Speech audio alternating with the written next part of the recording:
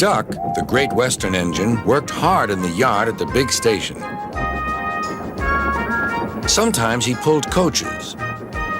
Sometimes he pushed freight cars, but whatever the work, Duck got the job done without fuss. One day, Duck was resting in the shed when Sir Topham Hatt arrived. "Your work in the yard has been good. Would you like to have a branch line for your own?" "Yes, please, sir," replied Duck. So Duck took charge of his new branch line. The responsibility delighted him. The line runs along the coast by sandy beaches till it meets a port where big ships come in. Duck enjoyed exploring every curve and corner of the line. Sea breezes swirled his smoke high into the air, and his green paint glistened in the sunlight. "This is just like being on holiday," he puffed. "Well, you know what they say," laughed his driver. "A change is as good as a rest." Soon, Duck was busier than ever.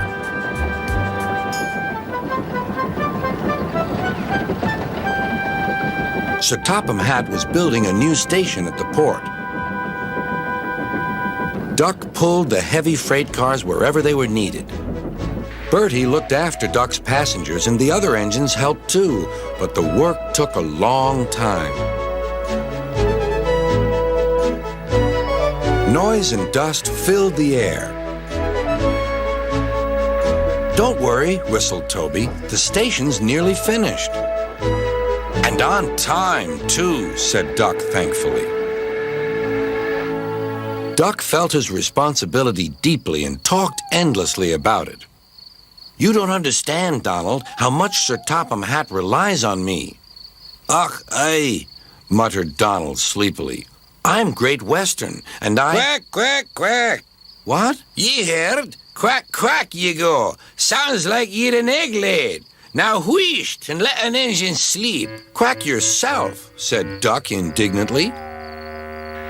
Later, he spoke to his driver. "Donald says I quack, as if I'd laid an egg." "Quack, do you?" pondered his fireman. He whispered something to Duck and his driver.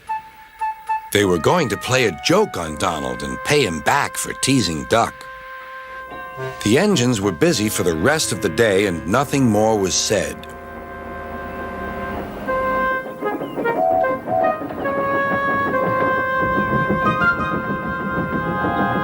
Not even a quack.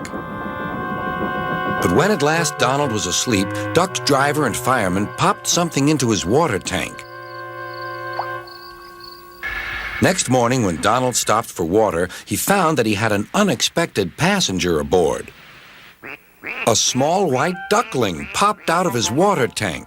"Now, who's behind this?" laughed Donald. The duckling was tame. She shared the fireman's sandwiches and rode in the tender. The other engines enjoyed teasing Donald about her. Presently, she grew tired of traveling and hopped off at a station, and there she stayed. That night, Donald's driver and fireman got busy, and in the morning, when Duck's crew arrived to look him over, they laughed and laughed. "Look, Duck, look what's under your bunker. It's a nest box with an egg in it." Donald opened a sleepy eye. "Well, well, well, ye must have laid it in the night, Duck, all unbeknownst." Then Duck laughed too. "You win, Donald. It'd take a clever engine to get the better of you." There's a pond near the duckling station. Here she often swims and welcomes the trains as they pass by. The station master calls her Dilly, but to everyone else, she is always Donald's duck.